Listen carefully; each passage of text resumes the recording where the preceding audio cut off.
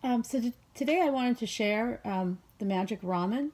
It is a picture book biography by Andrea Wang, illustrated by Kana Urbanowitz.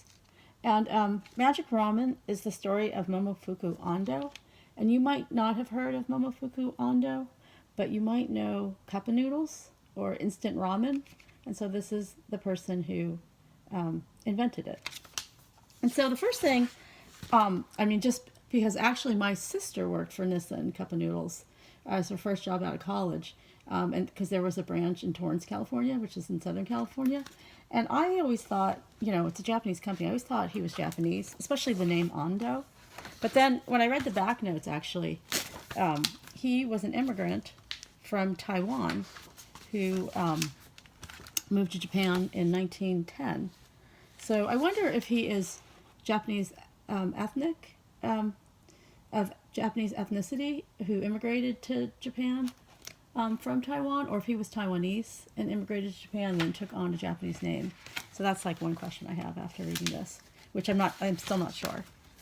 And so the story kind of starts like a lot of biographies start where the person is young. So in this case, the story starts where he's an adult, and this is post World War II Japan, and after World War II Japan was just a very poor country, and a lot of people were hungry, and so Momofuku Ando sees this, and he sees just people standing in line to get ramen, which is also very expensive. And it's winter, they're shivering, they're cold. A hot bowl of ramen is a luxury because food is scarce. And so that sort of drives him. So when he sees these hungry people with not enough food to eat, he sort of has a life mission that he wants to make food for the masses. Delicious food, easy to cook food. And so he goes on this, I would say, 1 year quest to figure out how to make ramen more cheaply, more accessible. Because if you make ramen to order and you have to boil the noodles, it's quick, but it's not, a few minutes. It's, maybe 10 or 15 or 20 minutes. And so he goes to his house and he has sort of like a cooking shed. And he experiments for a year to come up with a recipe. And, it's not easy. But he's sort of driven by this, this social mission to feed people. And so kind of what ends up being the secret for the noodles is watching his wife make tempura, which is, kind of deep fried battered vegetables and shrimp. And then he also figures out a way to make, so it's not just, in water, figures out a way to make sort of an instant soup. And it takes a year, but it ends up being, a successful, culinary experience.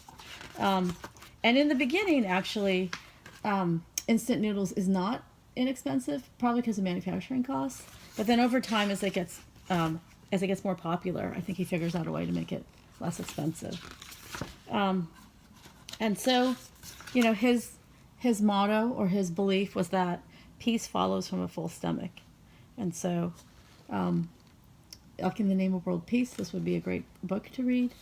Also for May, Asian American and Pacific Islander Heritage Month, that would be a great time to share it as well.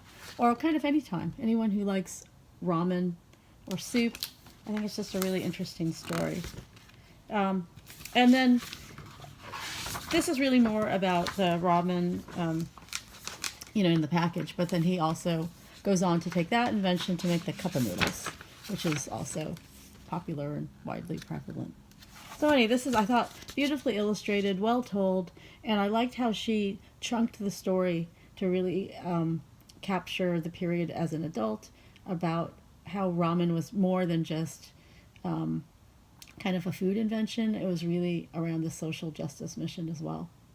So anyway, I hope you enjoy this book too. Thanks for watching.